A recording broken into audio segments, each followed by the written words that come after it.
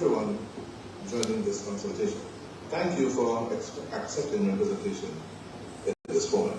The Dominica Business Forum has supported the electoral reform process from the beginning of my involvement, and I recognize its contribution to my deliberations with appreciation. Despite the intensity of expression on certain aspects of the report, I have noted considerable consistency in the positive responses to many of the recommendations made in my reports. A constructive approach from those genuinely interested in improving the process could lead to enacting the draft legislation or parts of it and initiating the reform and modernization process. Reform is a continuing incremental process, and waiting for a unanimous agreement on all issues will only stall progress. However, it was conducted independently, impartially, and without fear of it. I trust that even if there are some recommendations to which some stakeholders do not subscribe, that they will acknowledge that they were made in good faith and with the objective of developing the best electoral system for Dominica, one that could potentially set standards for other countries in our region to follow. In addition to the reports, the reform proposals included draft legislation to give effect to the recommendations. And these are the Registration of Electors Bill 2023 and its regulations, the House of Assembly Elections Bill 2023 and its regulations, and the Electoral Commission Bill 2023. The 15 minutes that have been allocated to me are insufficient to allow a full review of my entire proposals. So I have selected 5 critical issues that I can address briefly within the allotted time.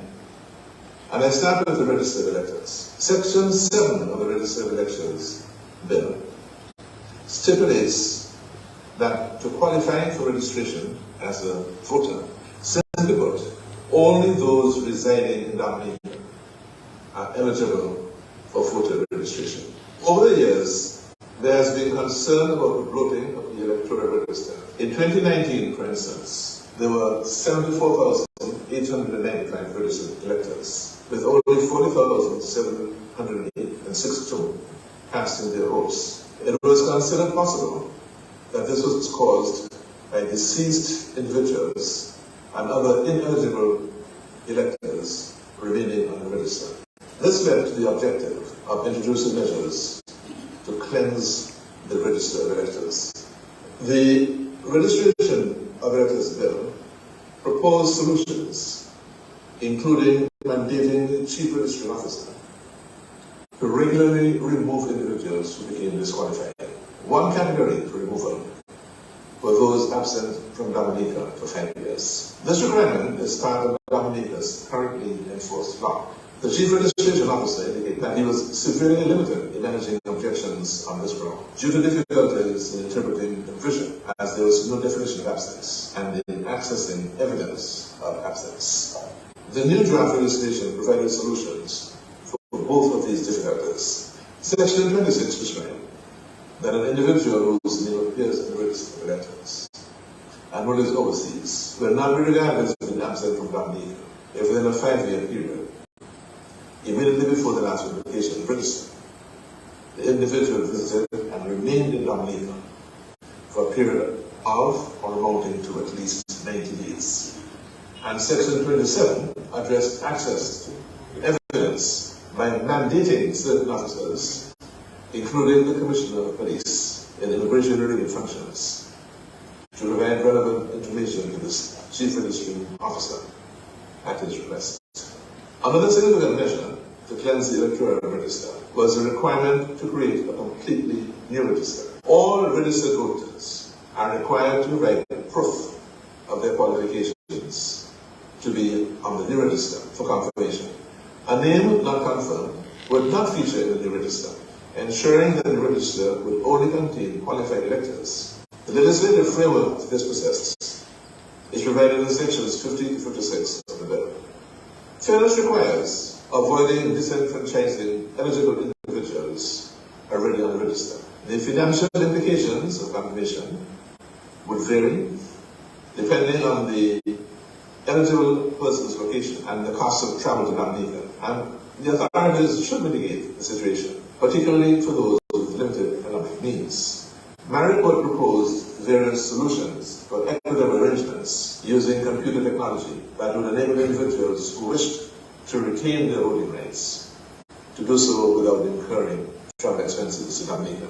But the Act did not prescribe these measures. Section 52 provided the Electoral Commission with the authority to implement suitable measures. Consequently, if the Commission did nothing, everyone would have to travel to Dominica for confirmation. To unequivocally rebut the false commentaries, it should be noted that persons residing overseas do not qualify to be registered as electors, since at the time of registration, they must have been residing in a polling district for a continuous period of at least 3 months. However, if such persons are already registered as electors, they can be confirmed as electors.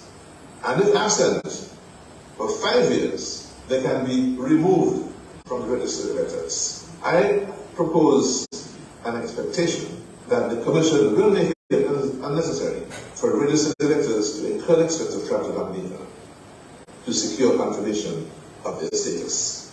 Regarding national identification cards, as it relates to voters, the majority of respondents to our election survey, which was opened to the general public, showed a preference for a multi-purpose ID card. I believe that a modernized national ID card would align with current trends in identity management. Consequently, I have incorporated provisions in the draft bill for the issuance of national identity cards. However, this will necessitate additional legislation for the proper issue, administration, and distribution of these ID cards. One of the rationales is that individuals not eligible to be on the register of electors, for instance, due to their age, should also have access to a national ID card. And it is my hope that this regulation will be implemented as swiftly as possible if it is accepted.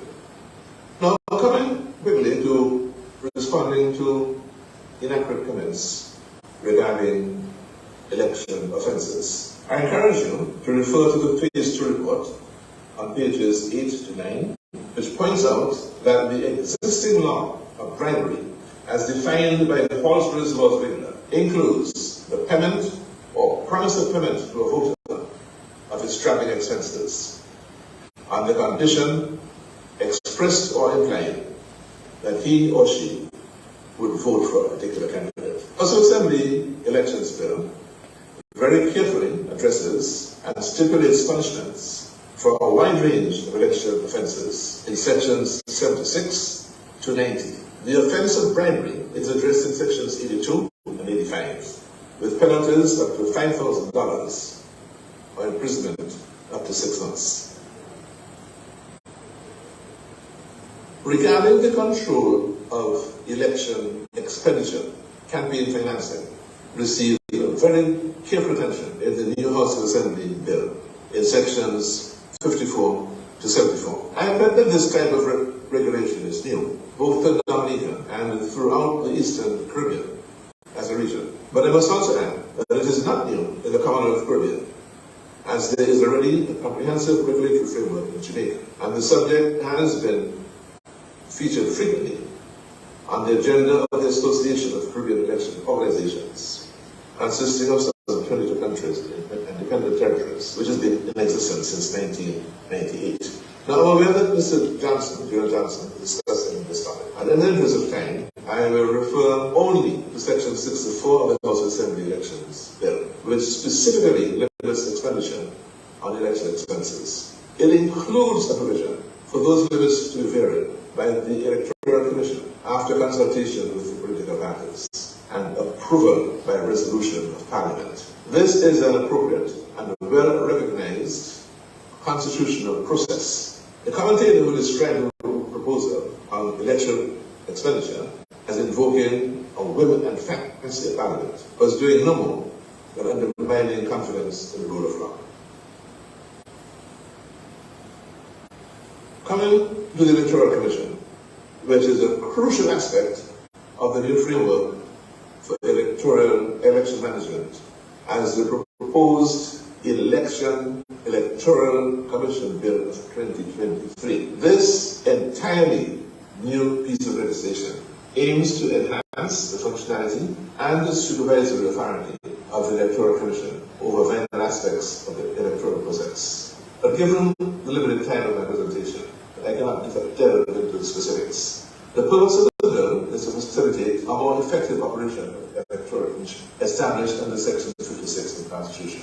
And the bill is worth reading. It supports and expands the constitutional provisions assigning functions to the Commission relating to the registration of electors and the conduct of elections. And it is an essential companion measure to the draft registration of electors bill and the draft House of Assembly elections.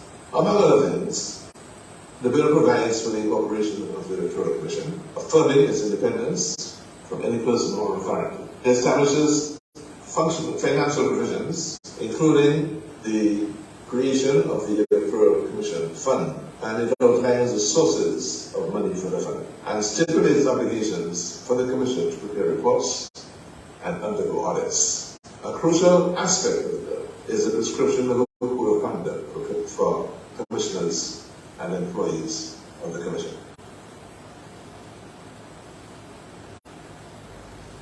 Media access is addressed in Section 50 of the House of Assembly Elections Bill, which mandates that political parties and independent candidates participating in an election shall have access to state-owned media during election campaign periods under the guiding principle of total impartiality.